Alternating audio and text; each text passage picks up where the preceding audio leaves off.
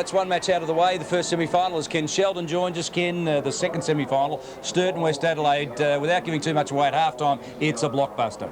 Well, it's been a great game of football. Sturt dominated early, but by gee, did West Adelaide come back. From about the 10-minute mark of the second quarter, through 4 players, they really rebounded. Watkins magnificent in ruck with great aggression. Heaver at ground level. Troy Gray on the wing with one ball-busting torpedo kick. And Dion Miles playing particularly special at half-forward. They really have bounced back, West Adelaide, so set for a great second half. At quarter-time, West Adelaide trail by 22 points. At half-time, they lead by 4 points, as you can see there.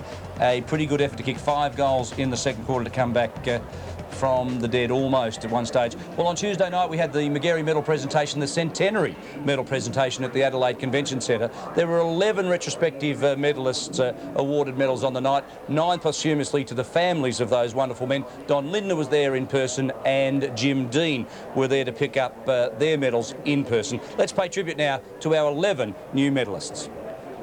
Those were our young years, our wings were drying in the sun. Now the winter at our window seems so cold.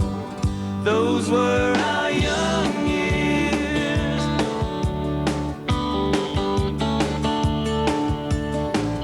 Everything seemed better days, boats in which we sail away. On rocky ground,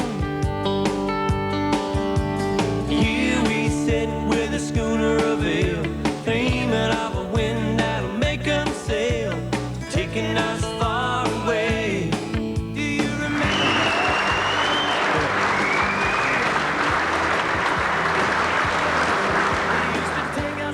Great effort, that gives you 2. Now you came second a couple of times as well, and I think close another time again. Yes, that's right. 48, 49, I think I finished second and third in those years, and I finished second to John Marriott, and then of course I tied with Ron Benton in 57. I won it in 57.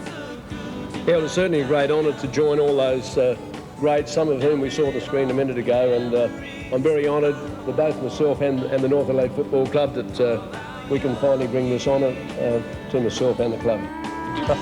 Aren't they just fantastic, Ken? It was a great night and worthy winners. Yes, and great to see Jimmy Dean there. Just a tremendous person as well. Speaking of greatness, the Sturt Football Club took out the minor premiership, and in doing so, they won the Living Health Cup. It's now down to Michael Parsons for the presentations.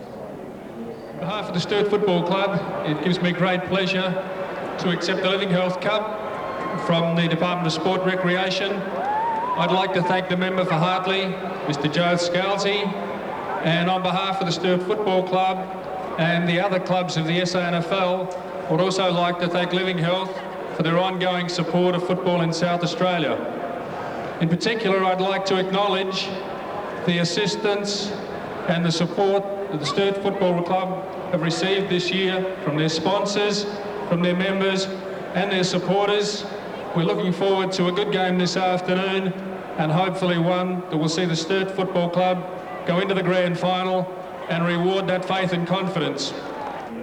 Steve Chapman there, the Sturt president, receiving the Living Health Cup. A great reward for a great season, Ken. Yes, they have been particularly good, and it was very evident here in the first quarter as to why. Their effectiveness, their method into their forward line was exceptional, David. 6 goals straight they kicked at one stage. Yeah, they did. And last week we posed a question for 25 double passes to the preliminary final. The question was who would win, or who did win, this year's Magarey medal. You didn't know that, of course, until Tuesday night. And for those who sent in the correct answer, it was Andrew Osborne from South Adelaide. And stay tuned as we'll announce across the bottom of our screens throughout the afternoon the second half of this match, the remaining winners that haven't been announced already. So stay with us. I think you'll enjoy that. Ken, for now we turn our attention back to the second semi-final, Sturt and West Adelaide. It's been a terrific first half, full of great character. You mentioned that Simon Feast really came unstuck at one stage and caused an embarrassment for the Double Blues. Well, he was enormous in the first quarter, and at about the 10 minutes into the second quarter, Watkins really gave it to him in a really aggressive fashion, and Feast then retreated to the forward pocket, and with that West Adelaide really got on top. Their small brigade began to dominate, and their forward line, which has 4 talls operating up there today, Modra in the goal square, along with Marsh out at centre-half forward, who's having a particularly good game, I thought, and a great duel with Sam Jones. We'll get that right next time when we come back to it, but he's having a great duel there at that end of the game. But Dion Miles has been a surprise packet, or not so much a surprise packet, but the player that's really stepped in and kicked 2 exciting goals inside a minute to light up the West Adelaide machine. As we go down to Michael Parsons on the boundary. Michael, you've been having a look at the ruck contests and the forward structures of both sides. Simon Feast did have a really good start to the game, didn't he, David? Really got his hand to the ball and gave the Sturt little guys a chance to run. It was probably the main reason why Sturt did get away on the scoreboard. But then Big Ben Watkins, we saw him just maybe hurt him a little bit. Simon Feast in one of the centre bounces, then just jumped right on that, went back after him. And since that time, when Simon Feast went down to the forward line, I think Benny Watkins has stood up, and with the result, West Adelaide are right back in the game. Tony Modra playing at full forward for West Adelaide. Benny Marsh in a pocket. How do you rate their performance? Well, Tony Modra, he's such a good player, isn't he? He's just such a danger. Hasn't had a lot of good delivery at this stage. We have seen him do a couple of good things, pick up and turn around and get a shot on goal.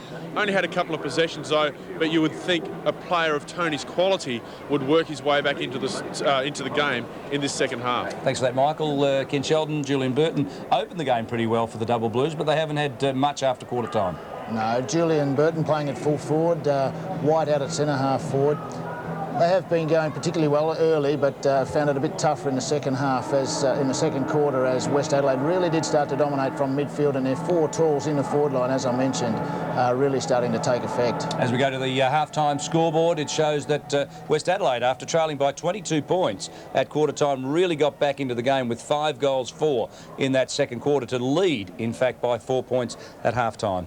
And you can see Jared Twitt playing as a forward pocket rover, kicking 2 for the Double Blues. Burton the gun full forward with 1. Atkinson had a particularly brilliant first quarter. Cataneri come on in the second quarter and was just electric with his left foot pace, as was Matthew Powell, kicked a very special banana or check side, as it's called here in South Australia. Dion Miles, 2 goals inside a minute for West Adelaide. Power, Broon, Heaver and Marsh, all very talented goals as well. Miles was the player that got West Adelaide back into it, Ken, and statistically, very little in it, except that West Adelaide are dominating the air. Yes, but in the first quarter and a bit, Sturt clearly the best side from the pack situations. Feast was giving them first hand at it in the midfield, and up forward Barnaby French was dominating the tap outs, and that's where the Double Blues really were gaining a lot of confidence, and their disposal was excellent. No doubt about that. And I thought, Ken, when Julian Burton marked a goal in the first quarter, Sturt were looking like they were stepping away, and for a moment there, in fact for 15 minutes or so, it looked like they were just going to dominate the game. Yes, it was a strong mark by Burton, a long kick in from Lennon. He understood how far that ball was going to travel. Lennon has a tremendous leg. You can see there a real good mark here. Benny Marsh. And Michael Parsons, the tackling of both West Adelaide and Sturt has been a feature today. Absolute feature. Really enjoyed the way both teams have got up and got after both the body and the ball. It has just been a feature of both games that we've seen today. Murph Cachinneri came on and kicked a goal within seconds of coming on, Ken. It was a great move by Phil Carman, one you love to do as a coach when you make the interchange and he gets on the end of a handball. But that come from a half-back situation where they brought the ball from one end of the ground to the other without West Adelaide touching it at all. Just clearly dominant from the pack situations were Sturt in the first quarter. Jared Twitt got amongst it early. Ben Watkins was good in ruck. And Toomey and Heaver were really dishing the ball out. Power finishing beautifully. It's a good goal by Power, who had been in the best players for West in the first quarter when the tide was against them, and continued on. Where do you see West Adelaide having the advantage, Ken? Well, they've simply got to get their players more first use of the football from pack situations. When they're able to do that from about the 10-minute mark of the second quarter, players like Miles in screen there just really come into their own. I would have thought with Modra, Miles and Marsh up forward, their advantage is to get the ball in quickly to their marking forwards. Well, again, referring to the fact that if they can get it clearly from the pack situations, that will happen, and these players then will rise with confidence. Michael Parsons, West Adelaide, I think, showed a fair amount of vigour and courage in the second quarter to fight back from 22 points down to quarter time. They really did. I didn't think that they were that far out at quarter time, it was just a scoreboard. There was a reasonable margin. But once Brett Heaver started to get his hand on the ball, coming through the middle of the ground, I think he was the player more than any that lifted them. Well, the players are back on the oval now. It's late in the half-time break. They're just warming up. You can see there Modra in screen. 21 is Marsh, 32 is Toomey. And West Adelaide look to all intents and purposes like they've got an enormous amount of passion, Ken, and emotion riding them home. Well, they're the side that's finished with the score on the board in the second quarter. Players like Heaver were fantastic. Broon and Power have been thereabouts. Miles with his quick goals. Marsh at centre-half forward pocket. Gray on the centre line, across the centre line. Richardson, Woosnam and Jones in defence, and particularly the aggression of Watkinson was special in that latter part of the second quarter. And as Mark Nayley rejoins us, there's a lot to like about Sturt as well, Mark. They've been in this position in other matches throughout the year, and they've run out the second halves beautifully. Yes, a tremendously fit side. The double blues. See Mervyn continuing there, dynamic with the pace that he's got across that half-forward line. Richter's been everything. The thing that surprises me so far, we just haven't seen the double blues really take charge of this game. They've kicked well. They've kicked 6 goals, only 3 points, but I just expect double blues to come out full of fire and full of vigour and become very competitive, take it right up to the West Adelaide side, which was so good in that second quarter, David. Well, Mark, where do the double blues hold the advantage over West Adelaide? Well, their forwards really haven't fired yet. You mentioned about Burton hasn't got into the game. He spent a little bit of time in that second quarter on the bench. Up forward, White has been trying to grab whatever he can coming forward. Barnaby French went into the ruck for a little while when Feast did take a fairly heavy knock there from Ben Watkins. So really their forward line hasn't taken real control. We haven't seen a great deal from it. In the middle, Atkinson's got possessions at this stage. We're just going down and a quick look at what Atkinson's had. He's had 12 possessions up to half-time, but really, I mean, his possessions haven't been that good. He's been doing a lot of work at ground level. They expect him and also Powell to play a pretty important part of the second game if the double blues are going to win. As we go back down to Michael Parsons, Sturt, we believe, Michael, has the breeze this quarter. How strong is it? The advantage of the big screen here at Football Park, David. They actually put a wind report up there now. It's just flashed up. It says 10 kilometres per hour going to the northern end of the ground. So ideal conditions here for football. The deck is in fabulous conditions, and just that light breeze blowing to the northern end of the ground. First quite warm day that we've had for the players. Players' comfort level? Yeah, sorry, David. The comfort level down here in the shadows is a bit cool actually, but out there on the ground where the sweat's starting to rise, then they'll be out there playing good footy in good conditions. Stay with us for the second half of this second semi-final. The winner straight into the grand final. The loser faces Port Adelaide in next week's preliminary final. Your commentator, Mark Nayley. Thank you, David. Really is a close game. Only a 4-point margin is the only difference. Feast just throwing his weight around a little bit. Watkins comes back at him. The couple of bald-headed players, they're 6'4", 6'5", respectively. They're throwing the ball around. Watkins and Feast. A real big test for Simon Feast here now. He has to come through this and lead his side to victory. Yes, he must. Been very quiet so far in this game. Only a couple of marks to his credit. Been getting most of the ball out of the centre square as far as the ruck duels are concerned. We see the hit-outs worth 31-10, so he really has dominated in that area, but his round-the-ground play hasn't been up to what we've come to expect from Simon Feast, the runner-up of this year's Magarey medal. Ball's bounced. Irvin went for it. Feast is in there again, throws the ball into the air. Miles is there as well. Feast's second effort is very hard at it. No, he's starting to let a little bit of motion go as Simon Feast. Not happy with the way that he was treated in that second quarter. Just there to keep his cool, because if they're going to get through and play in the grand final, even next week, they need Simon Feast to lead the ruck. This is where it's important that Watkins just keeps at him and at him and at him. And I'm sure Michael Taylor will be the exact instructions that he's issued to his big charger. Feast, this thumps this one down, stolen away by Power, delivers it up to half forward. The Prime Minister, Howard, at half forward, just drills it in. He was looking for Modra, but the breeze and the ball just took it away, and Symes in the finish didn't even get close to it. Underneath this one, good mark taken by Gray. He's 45 out, directly in front, but kicking into a slight breeze. There's very poor clearance from defence by the double blues. Robinson and Gray playing on the centre wing really lifted his rating in the second quarter. Did a lot of unrewarded running in the first quarter, trying to be creative.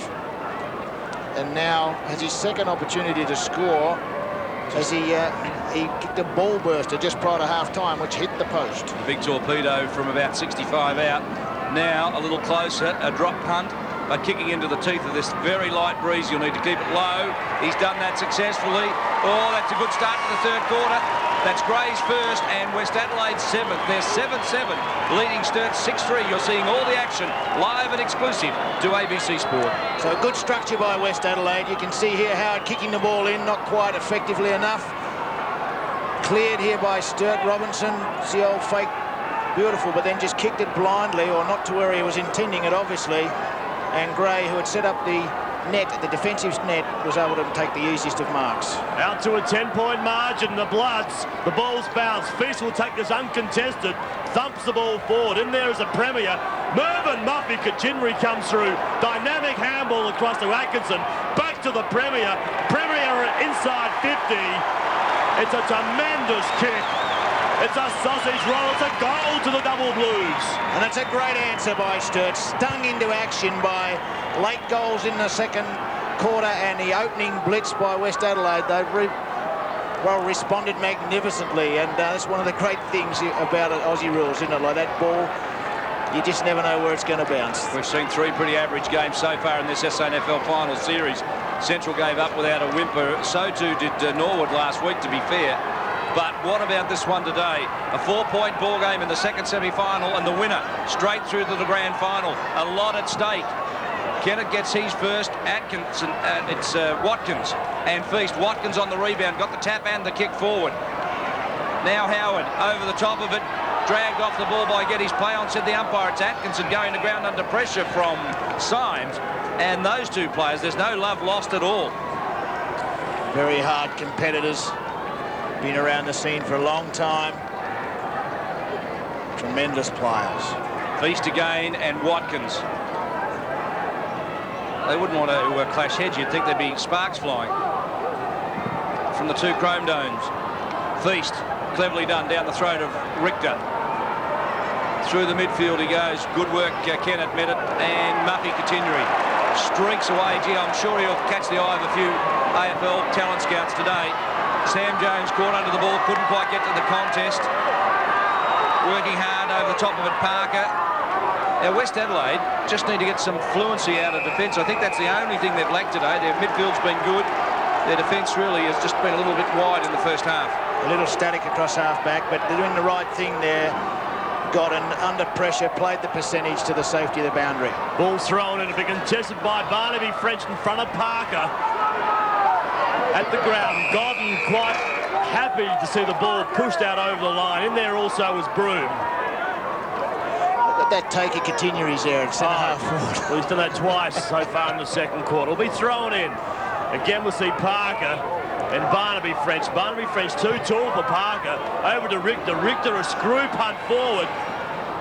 At the back there was Ed Richardson. And the ball's out over the line. Another behind scored by the Double Blues. 7-4 now takes 7-7. West Adelaide still by 3 points. Johnny Richter, 3 points. Gee, he's had his opportunities, hasn't he? Andruski from fullback weighs the options. Power is short.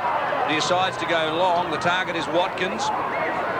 Oh, Modra got pushed out underneath it. He's a long way from home, Tony Modra. Power over the top of the ball. Works very, very hard. Finally gets out a handball of sorts. Great desperation. We're 6 minutes into the third quarter of the second semi-final at Football Park at Westlakes. Hope you're enjoying this at home on the ABC. I think this one might go right down to the wire. Just can't pick it off screen, but it's terrific play by Watkins. Just annoying and annoying and annoying Simon Feast, who's playing a kick behind the play as a number 1 ruckman for Sturt.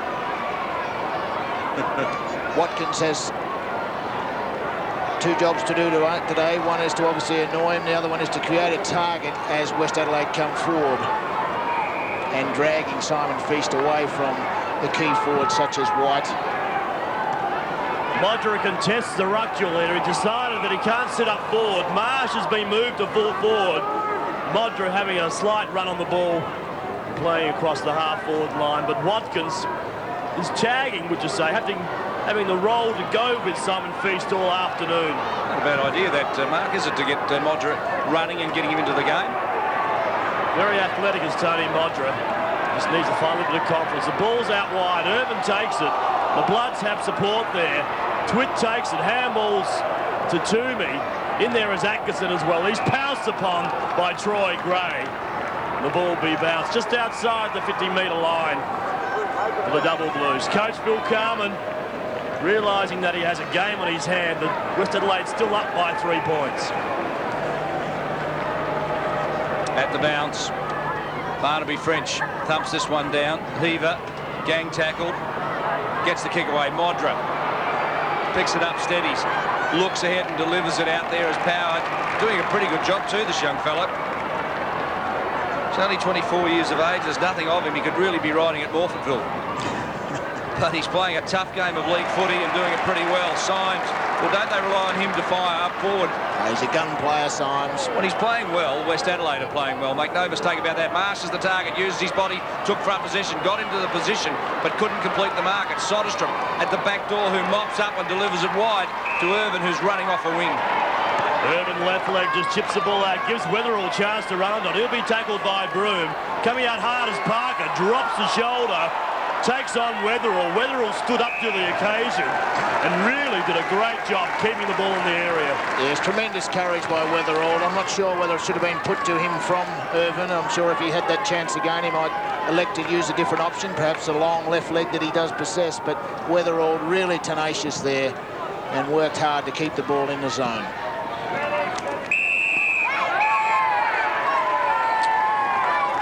Played a reasonable game too, Tim Weatherall.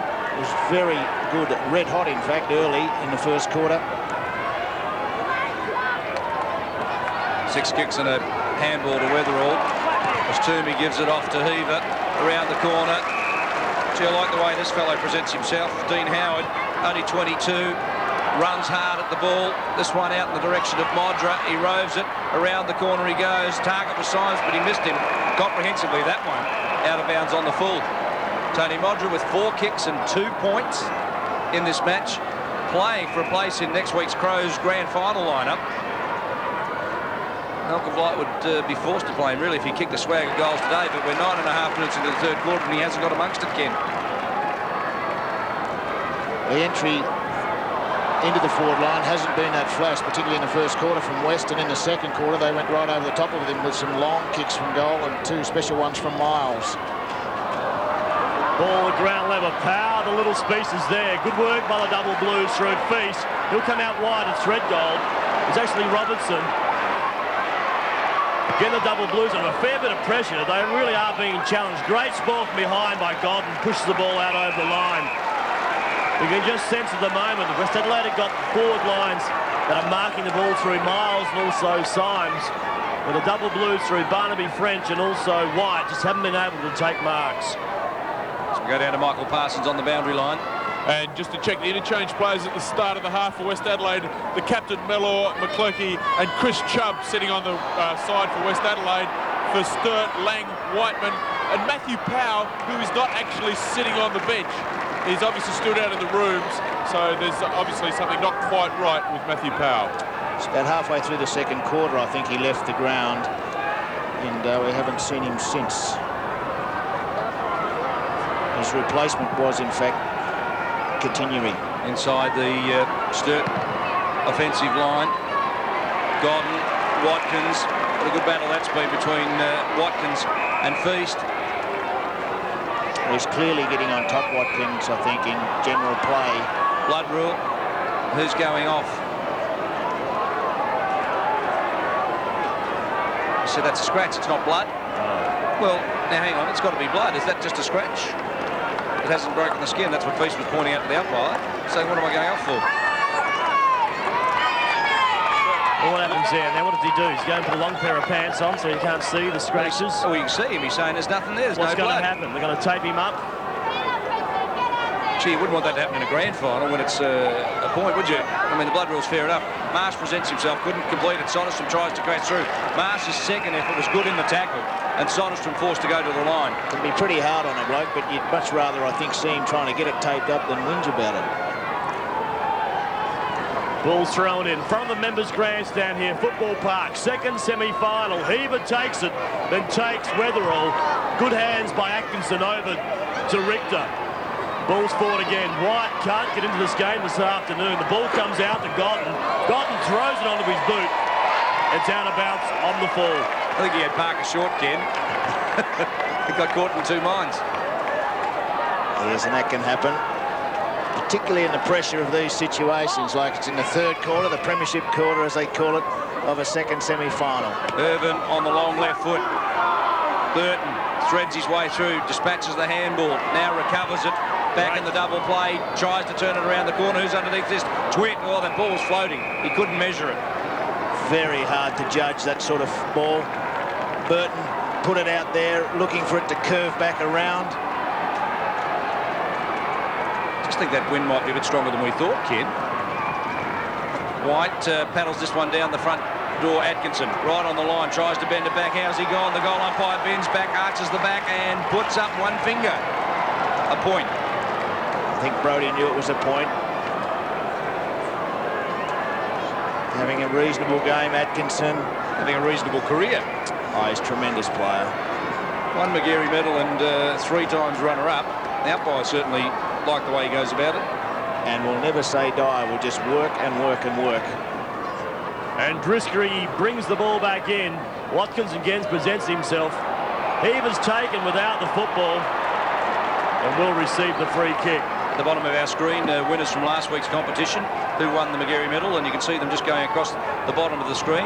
Keep watching. We'll be announcing more winners of our 25 passes to the preliminary final next week.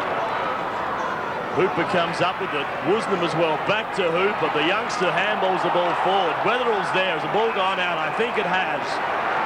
As the crowd starting to get involved in this game, realising with only a 2-point margin, we've played 14 minutes of this third quarter. This game is hanging in the balance. It's the game of the final so far, Ken. It's enormous, isn't it, when you consider that for those that have played football know that from about the 15-minute mark to the end of the third quarter is one of the most ferocious times in finals footy. It's when your lungs are really gripping your ribs and your legs are really hurting, and you just got to push and do the right things, the percentage things, the things which you've been trained at all year.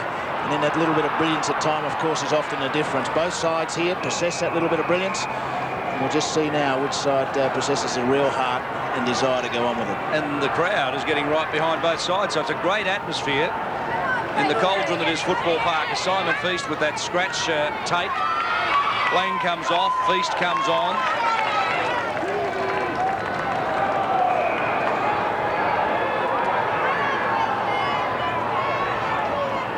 Watkins. Barnaby French it was, who threw it down the throat of Atkinson. Toomey handballs wide to the runner in Heaver. Well, he got through very well, didn't he? Set it all up beautifully.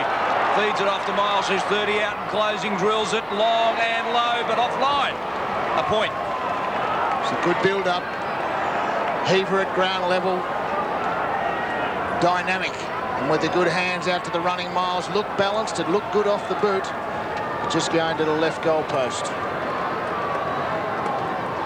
And down the boundary, Mike Parsons. Just an update on Matthew Powell, apparently suffering from concussion and just laying down in the change rooms. There's took a couple of fairly heavy knocks there in that first quarter.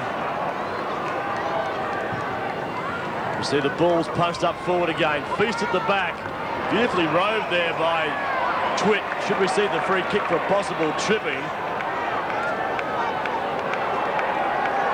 Which player is going to receive it? I think it will be Twit. Has he been reported? I think he has. The book is out. So Ben Watkins has been reported here at Football Park, second semi-final. Now, if it's 25 metres. If it's a deliberate trip, it's a reportable offence, but I'm not sure that was. We'd just like to see that in replay again. I think the trip was after that. So something happened before then. Let's have a look. Puts out his hand. Oh, Benny. Well, fair enough. The umpire saw what we didn't. Oh, not much in it. I think he was trying to kick the ball, wasn't he?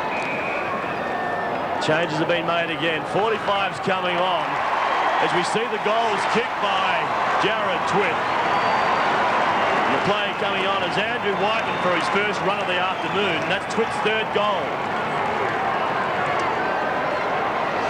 Twitt, well, he was rewarded for the fact that he was at the front and square of that pack and hit it at 100 mile an hour, taking the ground level ball, then received the free kick and the penalty, 25 metres, and was able then to be good enough to finish it for his third and a very important Let's have another look. Let's see if he's going to kick the ball, because that's the only thing you could think of. What, kick the ball off his head? What are you talking about? Okay. Shoulder height. No. Back to the play, boys. Well, we will. Loose ball. Underneath that, getting it out was Hooper. Well done, Symes. Just crashed through. Look at the handball. It's a clearing one, 30 metres forward. But Patura was up to it. Caught on the right foot. He goes high. Underneath this one, Lennon judged that beautifully. Great courage. A couple of excellent examples of that from Lennon today. And his foot disposal has been a real feature. Well, he's a class act, no question about that. A state player, had a stint with Richmond. Now back with the double blues. Parker thumps it down. Kachinery pushes it forward. Andriski's right on Kachinery's hammer. That's no mean feat either, by the way. Well done, Godden. Just paddled it back to the line. Excellent use of the body by the West Adelaide defence, just pushing the lighter-weighted Kachinery off the line of the football and eventually seeing it with the percentage situation for a throw-in. The double blues fans are here in force this afternoon. The Tweed Jackets are on. They're here to see their side push themselves into their first grand final for a number of seasons. We see quick hands there by Barnaby French to Twitt around his body. Has it been touched by Woosnam? It hasn't. The umpire's looking for the other umpire. It's through. It's a major. That's his fourth. Jared Twitt, a match-winning performance. Well done, Jared Twitt. Barnaby French, the player that was just punched that ball 30 metres from the boundary throw-in, and brilliant quick hands from White, playing at centre-half forward. Excellent quick hands. Twitt then able to summarise the situation well. Elected not to go on the left, but twist back inboard, opening the goal face and put it through with a fine right foot snap. The 19-year-old from Canberra, we get a unique shot at Football Park. 9 points, the margin.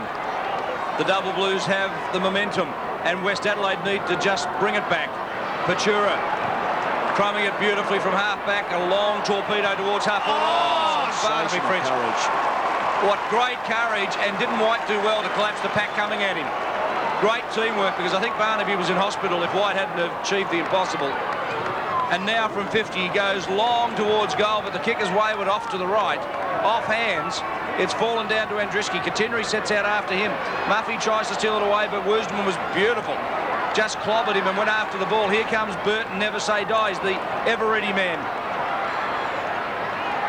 Kachinery comes at it hard again. What good work, Woosnam forces it to ground, and Whiteman couldn't get clear with the ball. Well, both sides extremely pumped up right at this present time, but look at that, just great courage, eyes only for the football, and tremendous shepherd by White to save the body collision.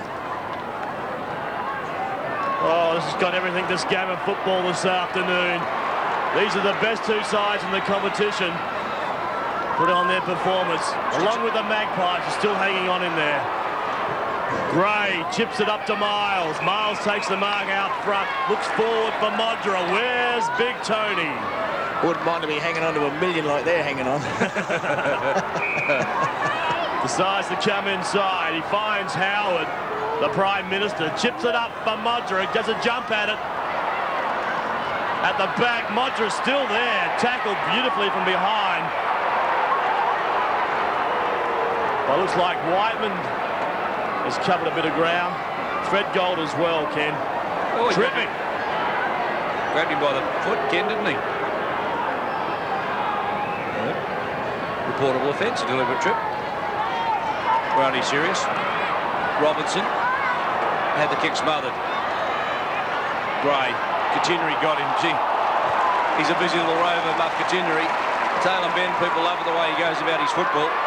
Jared Twitt, the boy from Canberra, hasn't he been a good pickup? They've recruited beautifully. Sturt, if you think about it.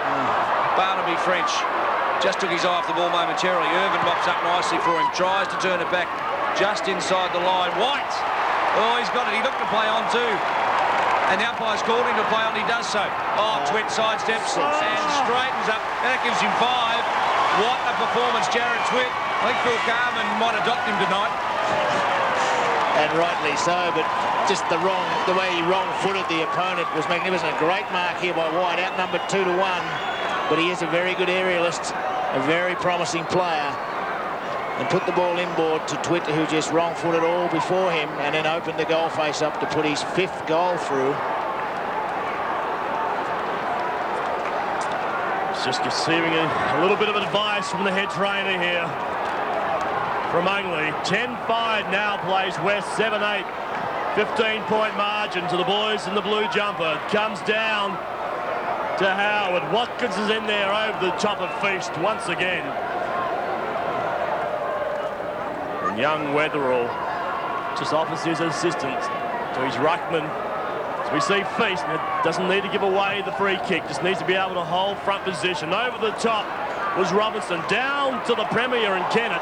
Releases a handball to Atkinson. Over the top. They're running in as Brucey Lennon ducks and weaves, blind turns and kicks the major. Oh, that is sensational football. You just won't see better than that. That is magnificent. Some players come to congratulate Lennon. Atkinson, one of those players. A 30-metre handball, full on, flat out on the run. Lennon then takes the football. Just have a look at that. Good effort from Kennett. Atkinson summed it up. Good long handball to space. And what's this? That is fantastic. Oh, he's absolutely ecstatic at that result. Bruce Lennon, number 17. Some courageous efforts by Bruce Lennon this afternoon have resulted in goals. Atkinson again. Handballs across. It's batted up again this time by Whiteman. Whiteman goes for the boundary line. And should see the ball out before any player gets across there, and it does. Just gives time now for players just to settle themselves. So I think you could take that point up again. Just the courage of Bruce Lennon here today. It has been just unquestioned, has been just magnificent. It's been, well, match-winning, in fact. On 3 occasions, he's just went where angels were treated or fed, and it's just been sensational what he's been able to do, because he is such a gifted footballer. Terrific skills, particularly with his kicking ability. Woosnam takes it. No, it definitely has to be called play on. The umpire has given the mark, not the free kick there, to Woosnam. And definitely Atkinson had his share of it, if not took the mark himself.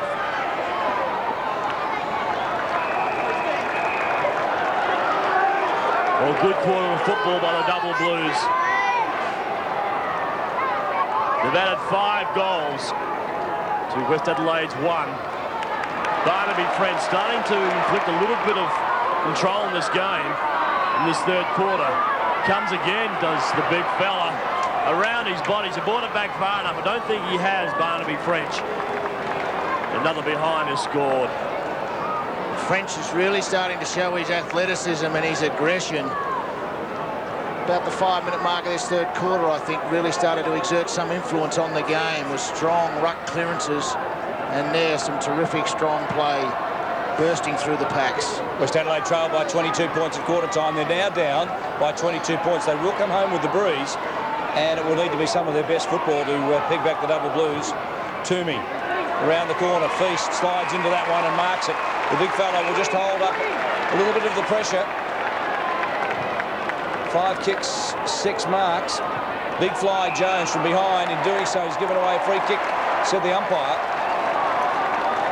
Across the shoulder. We got wide on the way out. The question is it intentional contact? Kennett, who's got 1 this quarter. Oh, 1 step and gets his 2nd this term. So Jared Tipp's got 3 this quarter. Toby Kennett's got 2. And Lennon's kicked a beauty to let the Double Blues step out to 28 points. And percentages. White kicked the ball to the key forward in Burton, and there they were, the Smalls, at the front and square of the pack. Kennett was the eventual recipient of the crumb ball, and then just spun it inside on his left and snapped. We just might get Michael Parsons, if he can, down the boundary line. I noticed Jared Twitter's come off. Blood is streaming from his head. But it may be worse than that. That was in that collision when White did receive the free kick. It's back to Marsh. The Double Blues now out to a 28-point margin. Symes takes it. The Bloods need a goal before three-quarter time. It's high. Broom's there. Going back, great courage once again shown by Robinson. We see Jared Twitt there, and he's just receiving a little bit of treatment. I think after 5 goals, Mark, somebody took to him with an axe. Well, it's great courage. I mean, he just presented himself also into that contest. That's the only way they're going to stop him. I mean, he has just been extraordinary in this third quarter. Well, he's playing with confidence, which is, you can just put that into everybody that's playing out there this afternoon. Just give them a little bit of confidence as far as what you can achieve. Modra chips it forward through Harvey's Whiteman. It's out to Feast. Quick hands across to Weatherall. Weatherall can see the running Atkinson. Puts it out in front of the Premier, Kennett. Kennett left leg, it's high. Ricker will be there first. At the back is White. With him is Jones. Jones cleverly over the top, but not that clever because he's found Irvin. Irvin, who's played well off the wing, lifts the eyes, goes short. Lennon roaming far and wide for his kicks and finding plenty of the ball, and Drisky roved it beautifully. Richter just bustled him off the kick, but he was able to find Gray at half back, and Gray will steady it down for West Adelaide. Tries to switch the direction of play and spears it out to the far side. Powell goes with Geddes in a foot race. Geddes just grabs the jumper. Oh, Miles over the top, grabbed him high, and the umpire's come in and says, fellas, let me have a look at it. We'll have a bounce.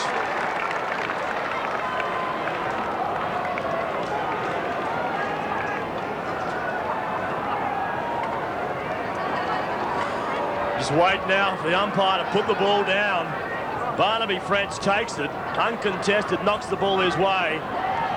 Canada puts a tackle on. Gray, quick hands, couldn't find Woosnam. In there is Lennon. Lennon pops the ball out. French is in there again.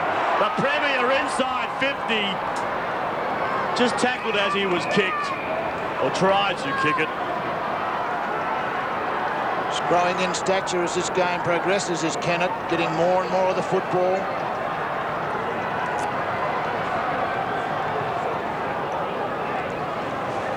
Ball's kicked back in.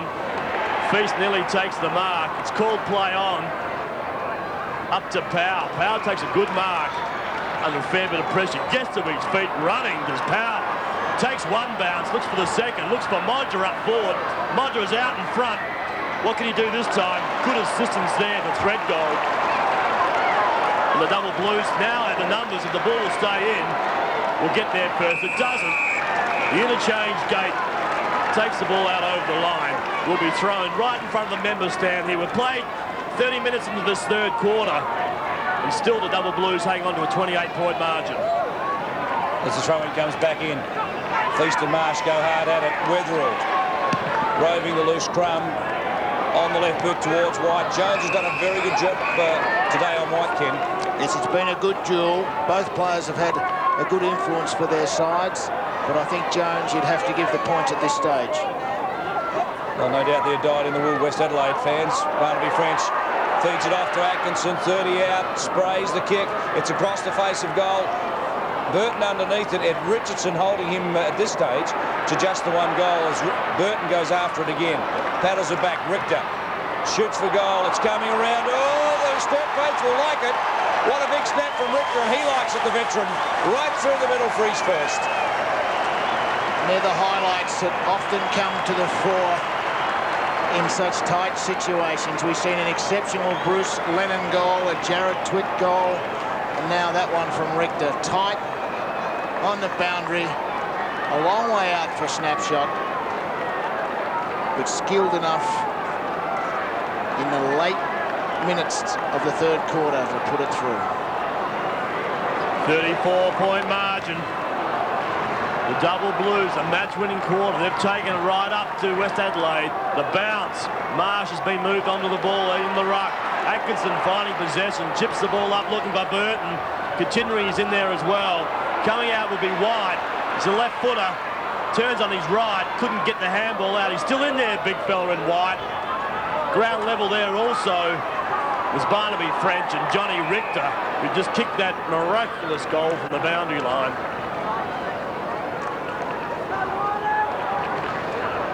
It really has gone in waves, this game. Sturt have kicked the last 7 goals. Before that, we saw West Adelaide kick 6. And before that, we saw Sturt kick 5. As a three-quarter time siren goes here. at Football Park. And Ken, that really has been the Double Blues quarter. Best quarter so far in this game.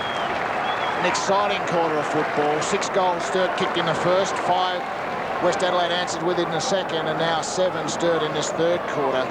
Gee, what a terrific quarter of football from Barnaby French. I thought his aggression was terrific. Twitt for his goals was magnificent. I thought Kennett at half forward was just exciting, and Lennon's brilliance combining with Atkinson across the midfield. Very, very damaging for the Double Blues. Well, second semi-final here, the Double Blues up against the Bloods. We see Sturt, they're 13 goals, 6, 84. West Adelaide is 7 goals, 8, 50. And you're watching all the action live and exclusive to ABC Sport.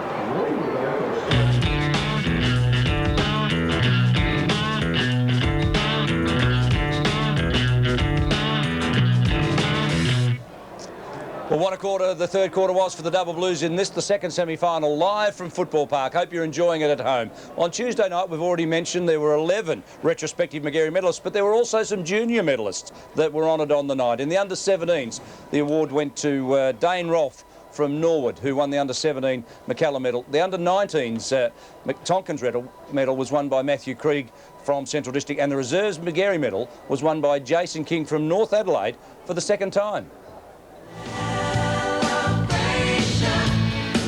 Let's all celebrate and have a good time, yeah, yeah. Everything will be... It's an honour to receive this award from the SANFL, and I would like to thank them as well as the following people. Firstly to Norwood Football Club, my coach Todd Barrabas, and Tony Johnston, Phil Keenan and Ross Phillips, who have all helped me out with advice and support throughout the year. My thanks also to my mum, who has given support to all my games. I don't think she's missed one ever. And last but not least, thanks to all my teammates who are all great guys, and hopefully we can finish off the season with a premiership. Thanks. Firstly, I'd just like to say what an honour it is to be recognised for an award like this. I'd also like to thank all of the people involved in the underage program down at the club, in particular the coach, Mark Sealander, for all of his support. My teammates, great bunch of blokes and also a great bunch of mates. And just finally my family, particularly my dad, for all of his help. Thanks very much. A few people I'd like to thank, my girlfriend Tony for all her support, all my family and friends, and the North Adelaide Footy Club. Thank you very much. And well done to Jason King, who won his second Reserves Magarey medal. The other, of course, was with the Eagles just a couple of years ago. Well, the other big presentation was the 1998 Ken Farmer medalist, which went to West Adelaide's Adam Richardson on the night. And there is the big fellow who, unfortunately, is not playing here today. He's out with a hamstring injury, but 80 goals in the minor round, and I think you'll find he was a worthy winner. Unfortunately, not playing here, and presented by Ken Farmer's son, Milton Farmer. The medal going to Adam Richardson. A great night at the Adelaide Convention Centre. The SANFL are to be congratulated. And our congratulations to Adam Richardson, the 1998 Ken Farmer medal. And there he is there in the huddle for West Adelaide. Also, we want you to look for the winners of the preliminary final tickets. We'll be announcing that across the screen throughout the match. But we've got another competition for you for tickets to the grand final. It's a pretty easy question. Everyone knows the answer to this. Our question this week is in which year did Mark Nayley win his Magarey medal? Now, I'll tell you, it was between 1990 and 1992. We don't make the questions too hard here on the ABC, but you can put your answer on the back of an envelope, send it to ABC Sport, GPO Box 9994, Adelaide, South Australia, 5001. And in what year did Mark Nayley win the Magarey medal? Kids, I think we've made it pretty easy for you, but that will give you 25 double passes to the grand final this year. Well, it was a tough afternoon for Sturt Simon Feast as we caught up with a little bit of the action as he got roughed up. Kenny got one there, right in the midriff. Yes, Watkins was terrific in the aggression. And just lost his way a little bit in the middle part of the third quarter when he did get... had his number taken. Yes, so just realising that he was injured a little bit there, Ken, so both Troy Gray and also Big Watkins just applying a bit more pressure. There's nothing in that, both big fellas just jabbing and jump at the football. Watkins just wasn't going to leave him alone, neither was Troy Gray. When you're doing that, you've got to be making sure the umpire's looking the other way. Well, he wasn't, and then in comes Benny Watkins just finishing him off. I mean, the free kick was for what? Intimidation?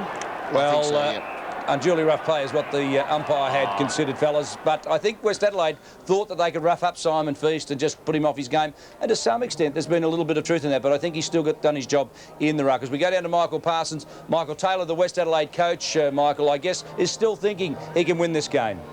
Most definitely, and he's actually just giving them a good rev up right now, David. West Adelaide came into the huddle, broke into their groups, the forwards, the backs, the midfielders, as they have done all year. Michael Taylor and his coaching staff spent a long time over the whiteboard, and then he got them together to give them a real charge. They have got the win in this final quarter, and now that I'm out in the middle of the ground, there is a reasonable assistance to that end to which West Adelaide will be kicking this quarter. Sturt, on the other hand, Coach Phil Carman, very pleased with what happened in that quarter. Aware of Heaver, asks his players to just keep tabs on Brett Heaver, feels that he's a danger, feels that West Adelaide will come out, try to switch play and run the ball down the ground, so wants to be aware of that as well. But really, the game is here for the winning, and Coach Phil Carman has simply asked for an extra effort in this last quarter. Thank you, Michael. As we go to the three-quarter time scoreboard at Football Park, clear skies ahead for the Double Blues. It's 13-6 to 7 goals 8 at three-quarter time of the second semi-final. Goal kickers Ken Twitt has been terrific with 5. There's 3 in that third quarter, terrific goals as a forward pocket rover. So certainly doing his job and featuring well in the best players. In fact, I've got him rated number 3 on the ground. Kennett at half forward, left footer. I thought was dynamic. Burton as the key forward. Atkinson the rover. Powell off the ground now with seemingly concussion. Whilst for West Adelaide, Miles 2 goals. In a short period of time, Powell, Bruin, Heaver and Gray with 1 apiece. Statistically, there's not much in it. Kicks ahead. It's a Sturt marks. Favour West Adelaide. Handballs are about even, and the frees are pretty much even. But have a look at the hit-outs. Sturt are favoured in that department as we go to the final quarter of the second semi-final. The winner straight into the grand final. Your commentator, Mark Naley. Yes, the ball's bounced, middle of the ground. Simon Feast, another knock goes towards, or against his name at least, to the Double Blues. Coming out brilliantly there was Maloney. Pushed it out. Jared Twitt's back on after being attended to there in the third quarter with a cut just over the right ear. His 5 goals really have been outstanding this afternoon. Maloney's game has been outstanding also at half-back. Threadgold, Maloney and Patura have been pretty special for Sturt in defence. Barnaby French around his body, looking for wide up forward. Comes across to Parker. Now Parker's got Wisdom out wide. He goes in that direction. Wisdom will come back inside. We'll give it back now to Parker. Parker will straighten the body, go down to Broom. Broom over the top with the raging left leg. Puts it up high. Up front there was Greg Mellor. Down's McClucky. McClucky just chips the ball forward, hoping for the right bounce. It didn't. Another behind is scored for the Bloods. So 7-9, 51. Now plays Sturt, 13-6, 84. So a 33-point margin to the Double Blues. Red gold to Feast, who's got the right thigh strapped, not for any injury. Has a simple sprig mark on the inside of his thigh, and the umpire said it looked like a cut, so he went off for the blood rule to have the scratch covered. Now Feasty missed that one. Seamus Maloney, who Ken Sheldon's been pretty impressed with his game, finds Irvin, who's also found plenty of the football this afternoon. Nathan Irvin, 10 kicks, 4 handballs for him. This is kick number 11. A high ball that sits up into the breeze, if you don't mind. So that breeze is blowing up. It favours West Adelaide. I might just get a sniff of confidence of that. And White towards full forward. Burton takes front position. Ed Richardson got there with superior pace. Dived on top of the ball. He'll need to get it out of the umpire or ping him. He does so successfully. It stacks on the mill now. And finally the umpire indicates he'll have a bounce. Ed Richardson played particularly well at fullback for West Adelaide. The windsock, Ken, not favouring West Adelaide, but clearly that kick from Irvin held up into the breeze. Well, just 17 goals today, David, have been kicked to the left of the screen. 3 goals to the right of screen. It's a fair indication, isn't it? Pretty good grab, that one. Well, I just want to know also, Tony Modra is not out on the field at the moment. Where's Tony Modra, David Mackay? Well, you'd suspect he's off the... He went down into the rooms, we're told, by our support crew. So obviously, perhaps injured. seeking treatment. Symes would have to be a real chance to kick this goal. Travel right to left of screen. Symes puts it on its way. It's in the direction. Hasn't quite got the accuracy. Come to think of it, it's gone out of bounds on the full.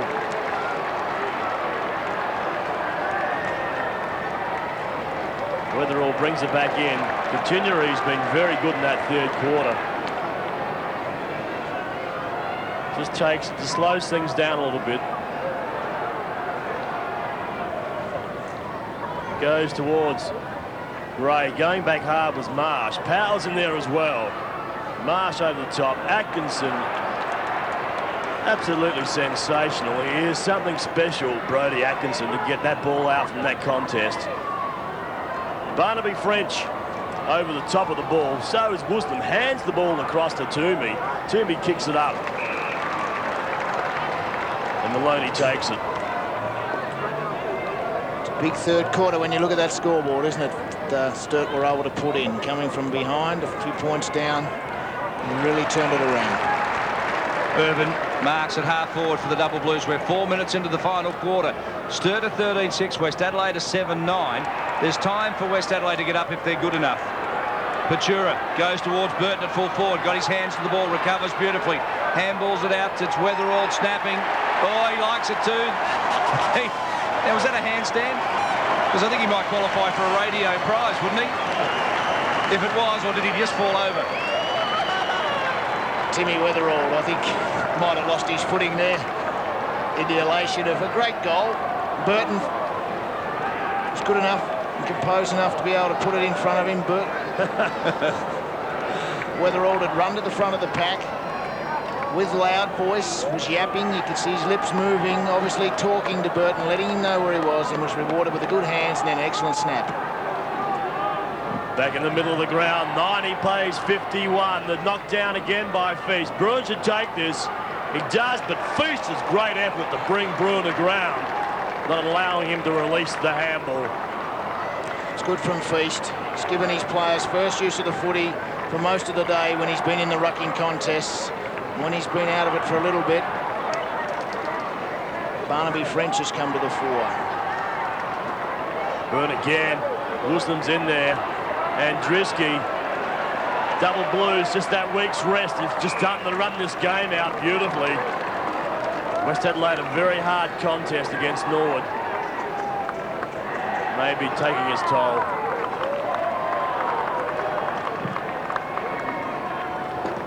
French again puts the ball down. Parker couldn't quite get hold of it. He does this time. Goes out wide to Toomey. Toomey's got Woosnam short. Goes even short of the power. Powell runs into trouble with Continuary coming down hard. Atkinson is there as well. Woosnam will go over the top. He does that. Back to Toomey. The Double Blues are putting the pressure on with Kennett trying to get hold of Toomey. It's over the top. Coming out is Miles. Miles again. The Double Blues trying desperately to get this ball back, but to West Adelaide's credit, they're hanging on to it. McCluckey around his body once again wastes the kick. Should have given the handball out.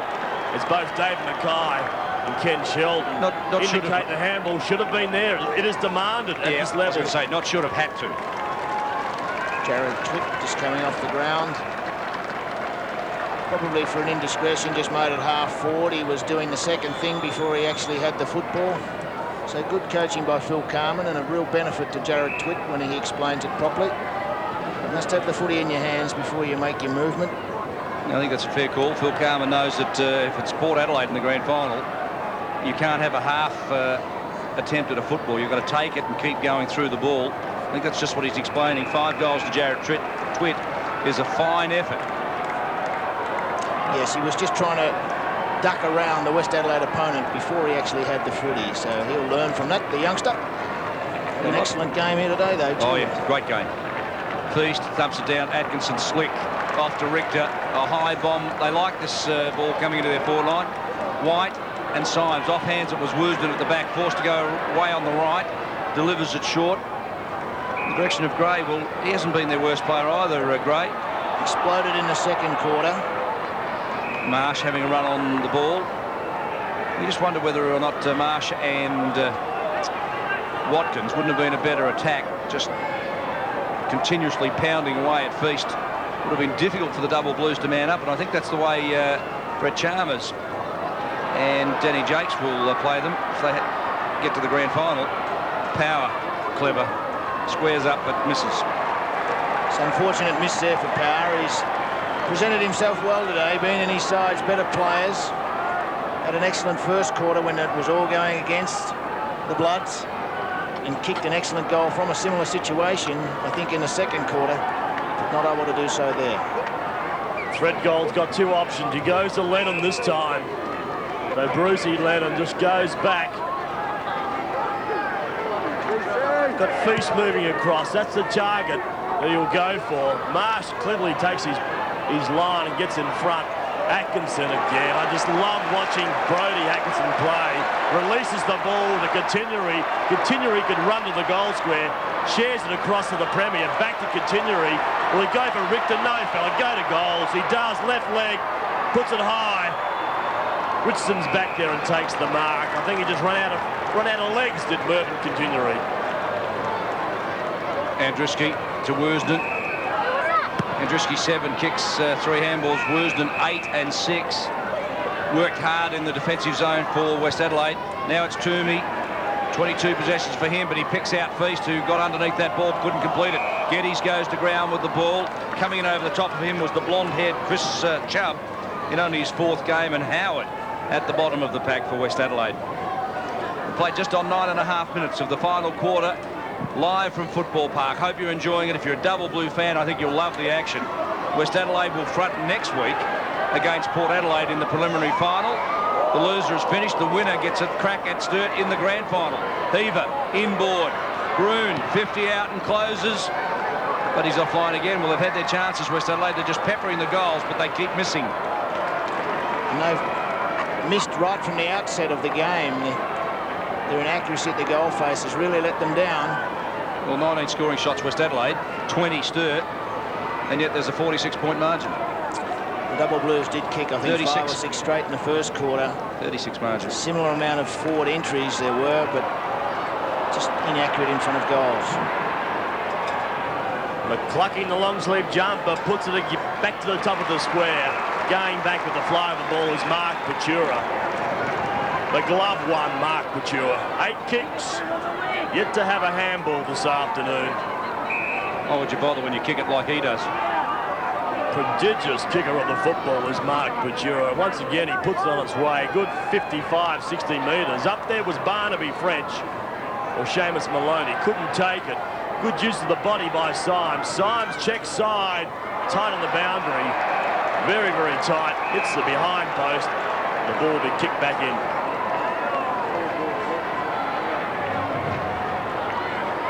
Perhaps give Symes the benefit of the doubt there. Perhaps at the front of the square there certainly wasn't a lot of red and black. There was a lot of pale blue. So he had no option perhaps but to go for the difficult shot from the boundary. At the back, Weatherall rose it beautifully. Gotten just couldn't quite go with him there, stride for stride, but Weatherall dispatches the kick. Good strong bullocking work, Jones.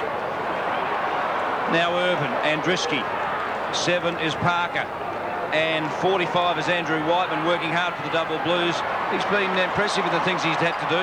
Geddes got the handball away.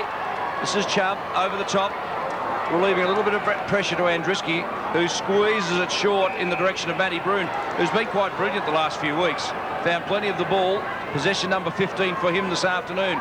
Marsh and Feast go at it. Neither player could take it. Miles caught on the left foot. Gee, that was a nothing kick, Ken. Well, he did all the hard work, but then he never put the head down over the foot. He never balanced up, and you must do that when you're trying to spot kick short. 3-on-1 here. White needs something magical here to keep the ball in the area. He's got too many Bloods jumpers around him. It's finally picked up, given to Gray. Gray has got some movement up forward. Which direction will he go? He draws the play, gives it across to Powell. Powell from 48 centres the football and finds Dion Miles, who's had 2 goals this afternoon, will line up for his 3rd.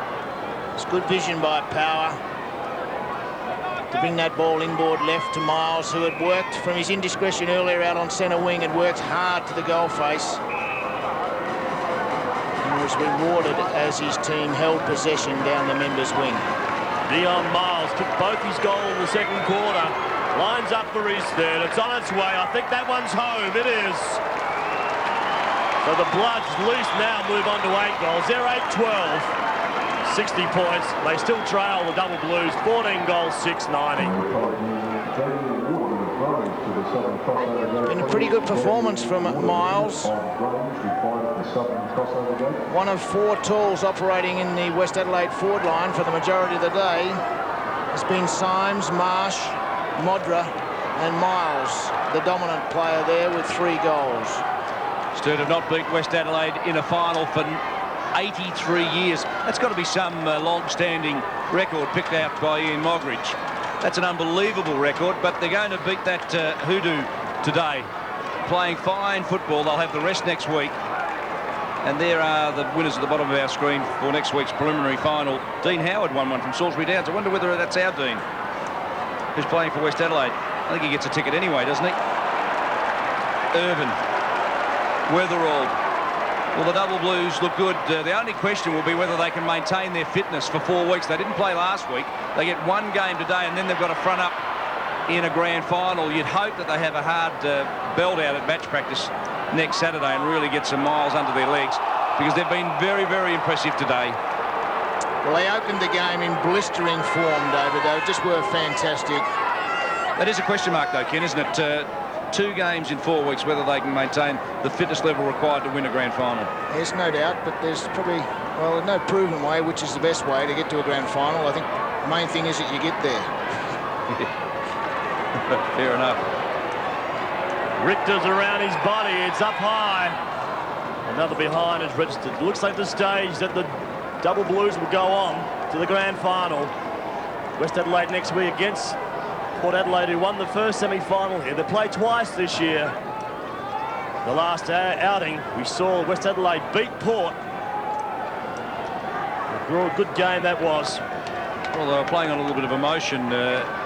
17 West points Adelaide. last time they played, back in round 21. Before that, we have to go back to round 12, where they met. It was a 25-point margin to the Magpies. They got to Port Adelaide after getting a drubbing by Norwood. They played without passion or vigour. And they came back with a vengeance against Port. They'll need to play with that same intensity next week to get through to a grand final. Woosnam, Heaver, feeds off the handball just into space. Andreski comes running at it. Burton, Heaver. Well, they're still charging West Adelaide. You've got to give them due credit. They really haven't thrown in the towel. They're firing up beautifully. As flashing forward with the ball was Hooper towards goal. It could bounce the wrong way. Nothing going right for West Adelaide. Sometimes in finals, Ken, you just need a little bit of luck. Yes, that one breaks to the left instead of the right, and they ignite. Unfortunately, it does go the wrong way as far as West Adelaide's concerned, and the confidence still, you've really got to work hard to, well, to manufacture it now. Captain Blood comes out, thread goal, puts it on its way. Coming down a long way there is Burton. Lenham again brilliantly recovers and kicks the ball up forward. Coming out hard as White. Muffy, continuity around his body. Muffy, take your hat off to Muffy. It's another goal, that's his second. It's an exciting goal to kick out from Sturt all the way to the other end of the ground for full points. In the minimum required time, like might have been 5-6 seconds. It's gone from one end to the other. An exciting game, football. Lennon, the centre wingman, having a big game today. Had one of his, not one of his better kicks, but it rolled to advantage. Certainly as effective as any other. And Continuary, sensational. Oh, Muffy, you are fast. 97 plays 61, 16, 17 minutes into the final term. Down the boundary, Mike Parsons. And just an update on the missing full forward for West Adelaide, Tony Modra, down in the rooms having his back iced up. And according to Tony, a reoccurrence of a previous injury. Bad news, because with Adam Richardson out with a hamstring injury, they've lost a lot of firepower, West Adelaide. If you don't think this is for real, have a look at Phil Carman. He sides through to the grand final, and still he's firing them up to make sure they finish on in the right fashion. No bad habits sneak into their game. And Muffy just fires up with a little bit of aggression. It's been a domination of Sturt in the first quarter, and then in the latter part, there was 20 minutes from about the 10-minute mark of the third quarter, they've just really blitzed. They've shown it why they ended up minor premiers. Marsh across to Toomey. Tinnery takes off after him. Good kick there by Toomey. Couldn't quite find his target. Should have taken that. Free kick has been called for. Richardson goes out wide. 50 coming through is Hooper. Hooper goes out wide looking for Miles. He finds Miles. A good mark. Fully extended on his chest. Dion Miles. Eyes are darting back and forth, just trying to create something, looking at all his options. Decides now to go to the top of the square where numbers are. At the back, the ball's given across to Power. Power left leg on its way. Has it got the distance? I think it has. Mark Power kicks a good goal, and that's his second for the afternoon. That's a good disciplined goal from West Adelaide. Miles, the recipient of the ball, out wide at half forward, centred the ball up to the sweet spot on the ground where the Smalls accumulated there. They crumbed it well, shared it off, and with good explosion of pace, Power was able to put through a fine left foot goal. So playing the percentage as well there, West Adelaide, to be rewarded. 2 goals to Mark Power, 97 plays 67. It's a 30-point ball game, 19.5 minutes into the second semi-final last quarter. Feast up, Howard down with the ball, strides away, delivers it deep into the forward pocket, out on the lead, it's Gray. They haven't had much football from him this year, West Adelaide, have they, Ken? He was injured for most of the early part of the season, but in the last 2 or 3 games, he's shown his worth. It's come to the...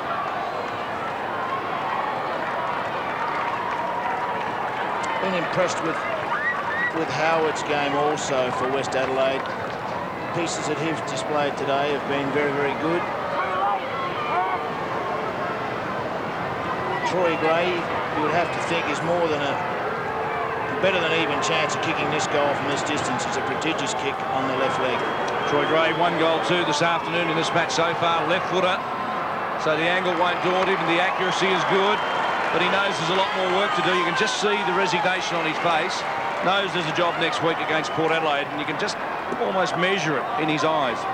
Well, they've only got to kick 5 more here, and they don't have to play Port Adelaide next week. There's plenty of time. They've kicked the last 2. They should have a never-say-die attitude instilled in them. Anything can happen in finals. You would have to say that Sturt certainly would be favoured to take the game, but gee, if you're out there with West Adelaide at the moment, like, you know, they've only got to kick another 5 in 6 minutes. It's happened before. Let's get behind them, David. Let's get right behind West Adelaide. As we said, 73 to 97. They're back in this. I'm going to ride Sturt home. Don't worry about that. You blokes can back a loser if you want. I'll back and winners. Well, Ken Sheldon says they've got a chance at this game. There's still time. We've only played 21 minutes into this last quarter. There's at least 8 minutes to go. I'll tell you why. It's an interesting situation. Look, it might not happen, but it's an interesting situation. Just the fact that the Sturt players now would be thinking of the grand final, trying to save themselves from injury, just take that ease a little bit off the pressure. Whereas West Adelaide, if they can just reignite themselves, and we talked earlier of a ball that bounced the wrong way, like West Adelaide have had a fair bit of the footy in the last 10 minutes. Ball's bounced, still in the centre square here. Atkinson over the top, in there as well as Barnaby French. The ball smothered by Toomey. Goes back to Weatherall. Weatherall chips it out. Andruski will take this and should go with it. Couldn't quite get there. Jared Twitt comes across. Woosnam, quick hands, who does that. Good hands out to Shub. Shub now goes forward. The ball is dropped there by Howard. The umpire's paid the mark. He wants to get the ball moving. He does that. Chips it further afield. Will Tinnery get there? No, he won't. And again, we see Godden take it. He's got Marsh short. Chips the ball across to him. Which way will Marsh go?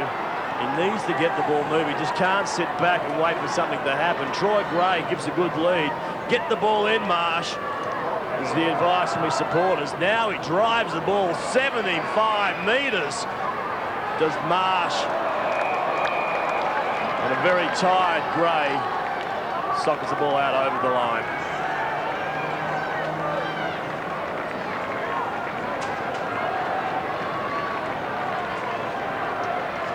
Tired footballers out here. Back to Bruin, who's been quiet this afternoon. Power around his body. Out of bounds on the full.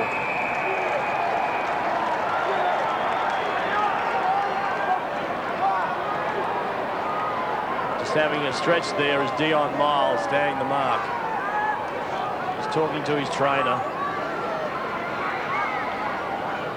Ball's brought back in, it's high. Barnaby French, over the back will be Lennon. Really does take a fine mark. The mark hasn't been paid. Continuary can't believe it. Barnaby French is just absolutely shaking his head thinking, what does he have to do to take the mark? And Bruce Lennon, well, I can't find what words on ABC TV to describe what Bruce Lennon, the mark is there, it should have been paid. Well, Lennon had first, second, third and fourth purchase on it. The umpire thought that Burton had half of it and therefore didn't pay the mark. Feast, front position, roved by Andriski. Feeds the handball back to Ed Richardson, roving a long way down from the defensive zone. He's done a great job today on Burton. Andriski was tripped. Oh! What about that? The umpire said free kick. And Lennon, well, he went to apply a tackle, didn't he? It was just clumsy. So West now with the opportunity. Andriski, a beautiful left foot pass. Only has to find a player effectively inside 50 metres. I think he fancies himself from 55. He goes long. On the breeze, it's carrying, it's through. He gets there. Gets his first. And the bloods. Sensational goal, Andriski. Rewarded there for the free kick, and look at this, from 55 metres, backed himself with the advantage of the wind. Great goal, played well from half-back Andriski. 18 points, 3 goals the margin, 25 minutes were played in this last quarter. There's still time, but they need to get the ball forward. We see Richter comes out from Atkinson's handball, goes up to White. In there is Burton and also Woosnam. But a good defensive spoil there by the West Adelaide defence. They need to keep the ball in play. They need to keep the ball moving forward at all costs. I think that's right, Mark. They really have to keep it alive now. Time is against them. Throwing in, Feast up forward. Continuary's at the ground. Takes it and couldn't quite get rid of it.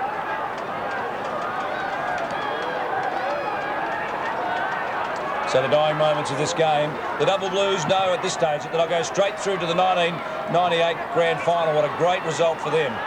Godden handballs into space, out of play. Now West Adelaide can face Port Adelaide next week in the preliminary final. And you've got to say the way that Port Adelaide are playing, West Adelaide would not like to be in that position. Well, the signs are ominous, aren't they, for the Magnificent Machine? They have been magnificent in the last month and taken all before them in a very methodical and professional, well, I guess, finals way. Put you on the spot. Who do you fancy in a preliminary final, West Adelaide or Port? Oh, I've got a little bit riding on Port. I think I'll stick with them. All right, we might even ask the same question of Mark Nayley. Yes, I'll just reserve my judgment, I think, until I see the lineup next week. For the Double Blues, they go on to the grand final. First time since 1983 when they took on the West Adelaide side who won that season.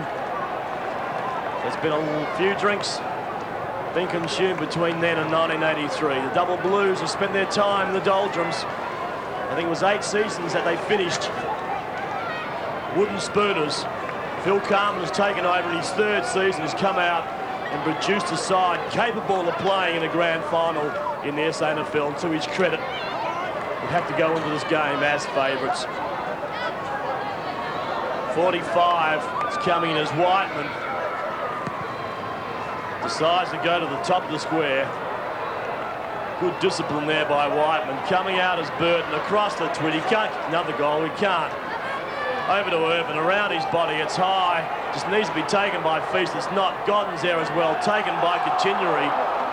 Continuary's still keeping this ball alive. He's there. He's alive. He's alive. Oh, no. David, don't tell me he has. No, he hasn't. I thought he could. He just produced an absolute miracle to kick a goal. He hasn't. Another behind. It's been exciting, Continuary, for these reasons. You just look at him. He's never always on his feet, just always having a go at it, chasing, harassing, running to the crumb of the ball, always in the action. 19 points the margin, 28 minutes into the final quarter, and I think the Double Blues will be quite content with this performance. Their first quarter was terrific, and their third quarter, Ken, outstanding. Yes, the first quarter was exceptional. The brand new agate, as they say in the cricket, but they really did play it well. And then in the third quarter, the premiership quarter, they opened the game up. And, well, the scoreboard probably flatters West Adelaide a little bit now. Sturt kicked 7 goals, 3 in the third term. West Adelaide added 1 goal, 1 that quarter. I think that we talk about the third quarter being the premiership quarter. Well, no doubt that the Double Blues really made that quarter pay for them. So you look ahead and you see Sturt in a grand final. Their supporters rally as one. So the Double Blues are into the grand final of 1998. They'll play the winner of Port Adelaide and West Adelaide in the preliminary final next week.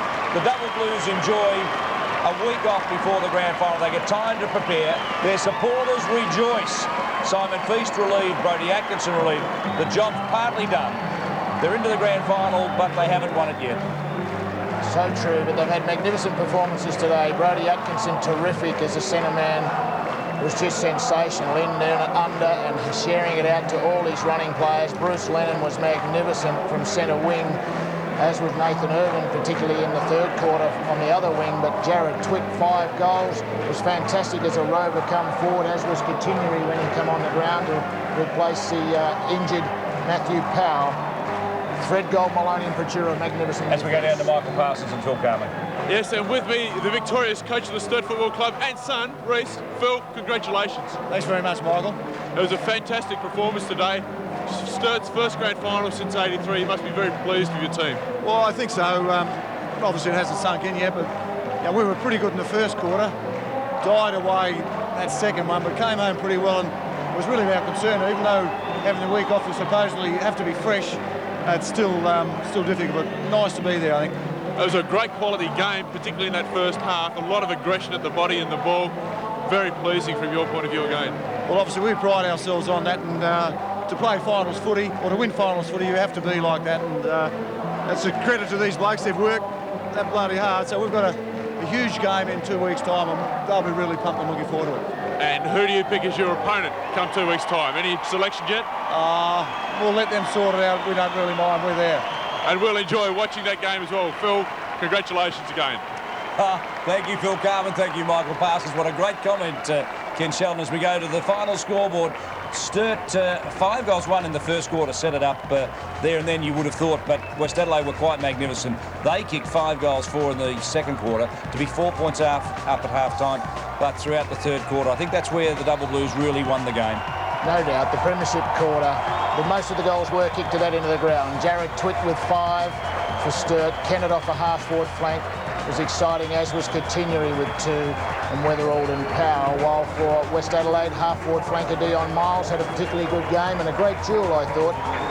Well, Ken, looking at the goal scorers there, where do West Adelaide kick a winning score? No Richardson and no Modra, presumably next week, as we go back down to Michael Parsons.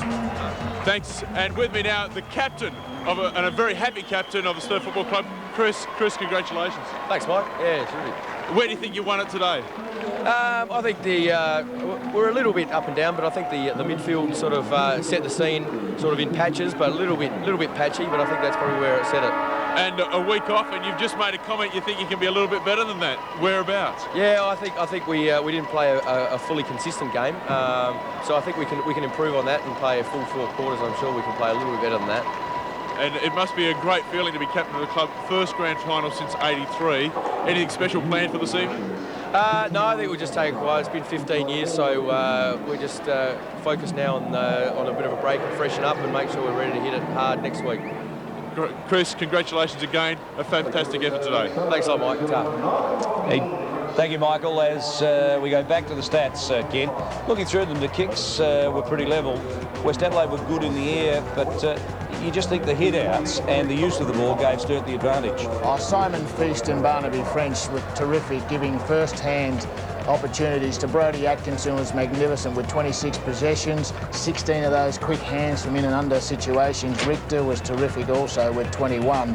And they flicked those balls out to the running players which have tremendous long legs, like long and accurate legs. Using the ball so effectively were the Bruce Lennon, Nathan Irvin, and players of that ilk. Jared Twitt then was able to, along with continually crumb the fall of the ball up forward, which Burton and White were able to bring to the forward of the packs. So the Double Blues go through to the grand final. They'll play the winner of West Adelaide and Port Adelaide in the preliminary final next week. And if you want a ticket to the grand final, this is what you need to do. You need to tell us in what year did Mark Nailey win the Magarey medal. It's not a difficult one. He won it between 1990 and 1992. There are 25 double passes to the grand final. Put your answer on the back of an envelope with your name and address on it and send it to ABC TV Sport, GPO Box 9994, Adelaide, South Australia, 5001. Couldn't get any easier than that. And next weekend it's Port Adelaide and West Adelaide in the preliminary final. I'm looking forward to that one, but I think in the form that Port are in, they're going to be very dangerous.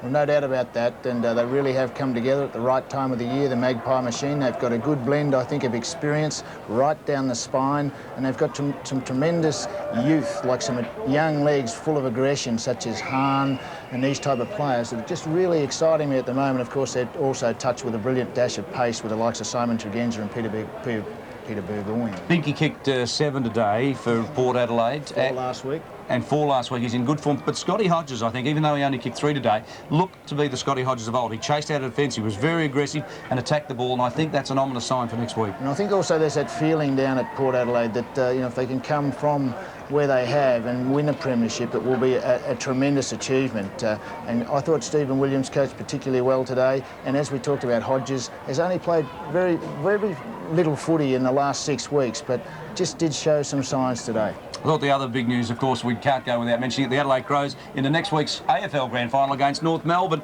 Pick me a winner there. Well, you really got to toss a coin, but obviously in South Australia you've really got to go for the Crows. But, gee, I don't know. You know, back-to-back premierships would be a magnificent achievement. And Malcolm Blight, 5 premierships in 9 years. How's that for performance? Or 5 grand finals, I should say. How's that for performance? So, you know, the Crows really are coming together well. You know, they have to get to the grand final. But North Melbourne, of course, have been the dominant side all year. Well, with the Adelaide Crows in the grand final, of course, our game next week will be Sunday. And we'll give you a package between 4 p.m. and 6 p.m. You might just note down those times, 4 p.m. to 6 p.m. next week.